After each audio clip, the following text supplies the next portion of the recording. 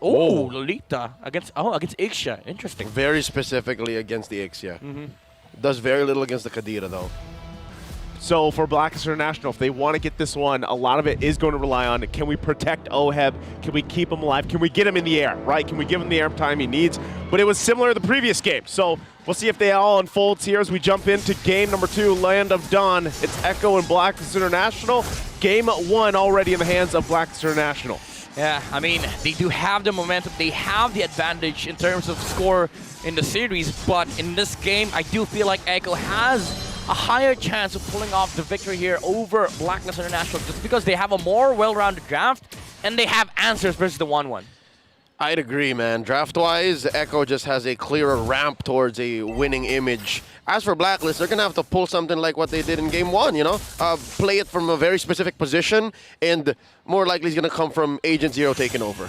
Yeah, anything for the emblems real quick that sticks out here, Midnight? Well, the Thrift from the Ixia, of course, does help in terms of early game damage. Of course, the Tenacity, allowing him to be more Whoa! the 1-1. Oh, Renegade. Again, does not help you against the Lolita and Kadita. What was the Hitman doing so deep? I'm not sure, and then he got petrified as well, right under the turret's range, so that is not where you want to be, right? And with that, it is an early kill, of course, but that goes in the hands of JP. And we know how JP likes to play this Matilda. He's going to be very aggressive, and with that early kill, it gives him a little more of that confidence to move around. He's a phenomenal Matilda player. Oh, yeah. Down bottom, they're pressuring again. The aforementioned kill 1, the Filipino sniper, put down to half health. All right, in this kind of situation, again, where you clearly are winning on some fronts, especially in the early game, I don't mind Martis. Martis seems okay. Yeah, I mean, it's an answer against the Akai. Does not play well into the Valentina, but it's also okay against the Terizla, because again, you're survivable enough. You do have enough damage from the side of Echo to like allow the decimate factor, but it's not a best pick, right? It's not a best pick for Echo. It does help the Ixia on the backlines. That's the thing. You are still playing into the team fight factor for Echo. All right, turtle fight breaking out. Immediately the onward, looking for some kills here. There's some wisp laid down. The heavy spin spent up already. Big penalty zone. He scores a turtle. How can they convert? They got shields, they got damage, and they got time to say, let's get on out of here. Yeah. Echo happy with that dub. That's a 63% for you versus the 48 of Sensui. Yeah, great timing there, too. You know, Sanford almost going down. Pop of the Primal Wrath exactly when he needed to. Now, the jungle, though. Oh, they're spacing out Sensui. Put him down onto the ground. And it looks like they don't have enough time to take this orange, though. All right, nice to see some discipline from Echo. What was that, the decimate, and then just an auto attack from JP or something to clean it up? So it wasn't enough. Carl was like, oh, that wasn't enough? A little help, please. Well, again, this gives JP an advantage in a way, right? Because he's already scaling really well on this Matilda, who is, remember, before Nolan was available, usually always banned out. Yep. So this is going to be a obstacle in itself for Blacklist International to deal with. And meanwhile, again, you're going to find these gold lanes farming up. That's interesting. Ooh. You don't reflect the wisps back? I mean, from the Lolita. But you know, it doesn't hit the Matilda back. Well, maybe they're not from up front, that's an interesting interaction. Or because there's no targeting, right? Yeah, or there's not enough damage from the wisps just yet for it to show. Again, JP is building a support Matilda. Now fight breaking out in the bottom lane, canceling out the Circle Eagle, misses the headbutt via flicker, and now they're gonna bear down on the Sensui. Oh, Mortal Coil in and out. Not enough of a fight for Echo. Nominal Blast was just full barrage coming in, pushing Oheb back. That's the that's the Ixia 1-1 matchup, by the way. It's really unplayable past. Oh, up top 2v1. Sansan. Sansan. The Sansan duo. But yeah, as you were saying with the matchup there, you know, it's that matchup alone, and the way that works is really they just want to push Oheb off of it, get a little extra gold if they can from that scale up. Here we go, Circling Eagle by JP, Sanford, and Carl DZ crashing down onto the 3 here. It's a big 6-man tag team matchup up top. Now Edward coming in, watch out, he has a penalty zone locked and loaded. Where are they going? Oh, there he goes, catches 2. Numidon blast on Sanford and Carl DZ. Down goes JP, Yue pops him. Now Carteezy does not have enough damage as Sanford falls 2 for none so far. Carteezy falls, triple kill for the mid lane magician. And now Sanji in trouble as well. US smells blood. Is he gonna force it? Oh, maniac for UA! Worth, says UA. Hashtag worth. Definitely worth it for Blacklist International immediately claiming 4 kills. And I don't know what Echo was doing but back there. They didn't have the Kadita ult. They didn't have Sanford ult. They were not ready to fight. But they were constantly playing into Blacklist International's hands. And after that, Edward and Renegade, they were like, okay, let's stop this. Let's pull off a Bataan Boy movement and just catch him off guard. I think that's what they call in the business an audition. Yeah, it is. An audition. They came in one by one. The Bataan Boy. And they were the judge. Oops, Circling Eagle on Oheb. Cancels it out. Oh, there is some semblance of damage on Oheb already. Off-camera kill on the UA. Immediately takes it What? back. All right, they utilized Sanji on this Kadita. They actually got UA taken care of. Sanji mad. Yeah. Angry. That's what they got to do, though. You know, at this point, they can't let that kind of get out of hand because even with that, you know, Blacklist International alone is going to play around that, feeling confident with the way they are. And then now they're moving down towards this side because, like Midnight also mentioned, you know, Oheb, he's got some of that damage already. KP to go in, he's just trying to juke them out at this annoying. point. Yeah, that's super annoying.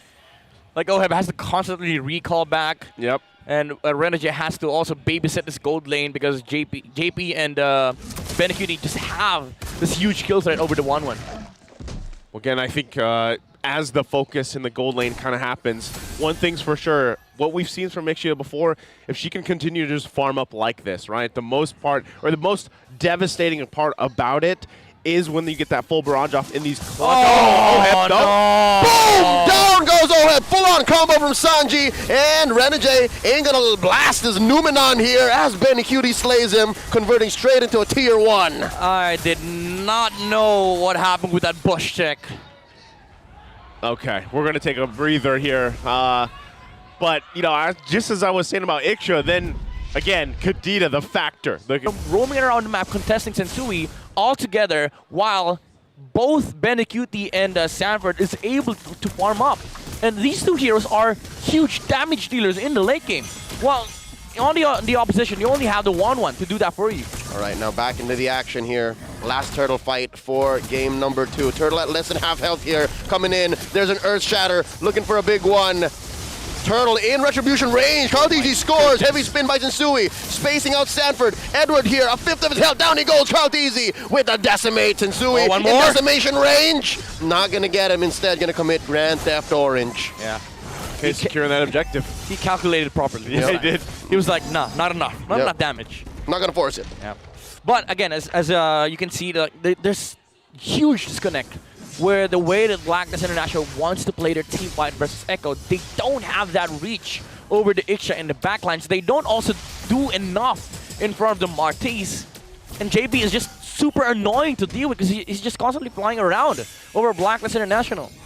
Well, at one point, too, as the game goes on, you know, Sanji's not going to have that impact where it's an automatic, you know, combination with the Petrify and the Rough Waves to get a kill, especially as the items come through for Blacklist International. So, you know, with that, as you see this transition, especially with the Lord coming up here, okay, since we're going to spot him out, that's kind of the best solution to check the bushes, right? Use Sensui, but still, it could be troublesome. JP going to take a trip around, a little lap. But again, for Blacklist International, you got to start utilizing Oheb, right? This is where it is crucial. How though? Again, you have to just find your own angle. If that's if it's Renegade, I think that's the big question for me in the Lolita because oh, they already force out a flicker out of the Hitman. I think what you're trying to say, Joseph, is maybe it's Uber time, but it might be too soon for Uber time because all of them are going to have to suffer just to protect Oheb. Basically, Blacklist International here has to group up, hope for the best, and Echo making a mistake. Because if you look at how Echo is composing their team fight, it's always Carteezy, Sanford, and JP in the front, right? And you want to be able to get your stacks in these targets. Like Oheb has to hit those weakness stacks against these 3 heroes, but you do not have the ability to transfer them anymore. So you sort of have still have to deal with these heroes. But if you look at the side of Blacklist International, they don't have any they don't have any other choices left. It's just the 1-1. Yeah, it's basically crunch time, and OHEB just does not have the privilege to do that. Blacklist just can't work for it now. JP coming in from the back. Gonna hit the circling eagle on the 3, cancels it on the way down. Oh. In comes Insui with a headbutt. Lord here at left Edward! Edward coming in from the penalty zone, popping OHEB. Sanji gets a kill, and here we go! Full barrage from Echo! Down goes Edward, down goes Renegade, down goes Yue, 40 gets but Sensui with the Ultra Instincts Retribution steals away the Lord! Hanging with the best. Sensui gets the Lord, but Echo, they're just gonna run it down mid. Is this endable? 5 seconds for OHEB though. Oh, I think they're going to at least pop the inhibitor. Sensui here going to receive the circling eagle. They don't care. And they don't care. Oh, folks, we are going to have to just wait until the perk gets popped. There it is. All right. Time rift. Time rift. We traveled a little bit, but it looks like, yeah, Echo is just going to be like, you know what? They did get the turret. So they got the turret down, and they're happy with it. Now, this Lord, first one, great take from Sensui. Yeah. So we'll see if they can do anything with that, though. I mean, maybe pull off more of those Lord steals from the Akai. Maybe do it 3 more times. But late game, it's still a huge problem. Like, even with the 1-1, standing in the front lines, you'd start getting immortality on the side of Echo. So the crossbow of that thing does not matter in the late game. You see, just 3 hits. All right, back Sanji pops Yue with a full combo, already forcing out a penalty zone from Edward. Carl Easy putting on stacks, hitting him left, right, forcing back Blacklist International, now living in their jungle in the purple buff. Oh, Sensui's not even going to taste this purple here. Okay, they get away. OHEB also able to get back to the base. Again, that Lord, as great as it was as Sensui got it, it resulted into pretty much nothing. Oh, look at Carl Easy. Yeah. Invading solo. I'll take everything. Did he get it? Oh. He did. I'll do it myself. All right. And they continue to fight. Oh no, this could go sour. Circling Eagle from JP, knocking up 3. And there's a headbutt from Sensui. Not enough damage. Here we go. That's 5 members of Blacklist International. Benny Cutie spacing himself out. They're going to try to take this tier 2 up top. Carl Easy CCing Sensui. Oh, they're taking their time. Barrage! Okay, the block's there. They're good. They're good. The block's there. All right, this is quite the footsie game up top, man. Nothing happened. That's the scariest thing. Like, even with the block there, you saw how much damage the full barrage did, right? Yeah. It took the full barrage and made it a 1/4 barrage in essence, but it still hurt. Fractions. And that is, yes, it became a fraction in itself. And so that's the tough thing. The sad part is Renegade has to constantly do this every single fight. How do you initiate? How do you defend? How do you re-engage if you're in constant 24/7 duty of just protecting the the 1-1 with the bulwark? You know, or sorry, the what's it called? The barrier. Yeah, the Guardian's Reflection. Yeah, the Guardian's Reflection. Yeah, I mean, unlike the military officer from the West who says he can do it all day, Renegade can't. Renegade has to do so many things in this game to actually claw back for Blacklist. You constantly see JP, just flying around, roaming free. He feels the air. He feels the freedom.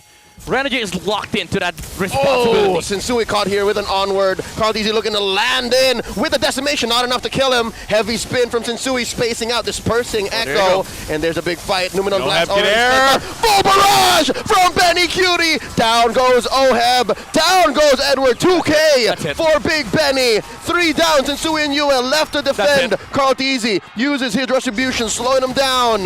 There's all 5 members of Echo left. I think the call is endable. They're diving. They're Run diving. it down mid. This is 1 hit away here, but they're going to wait for the next wave. Sensui knocked up into the air, taken down. Echo are waiting for a wave. Yue here gets hit with a decimation. Gonna pop Carl Easy's immortality. Ladies and gentlemen, the Orcas even the score 1-1. This winning moment is brought to you by our official sponsor, FWD Life Insurance.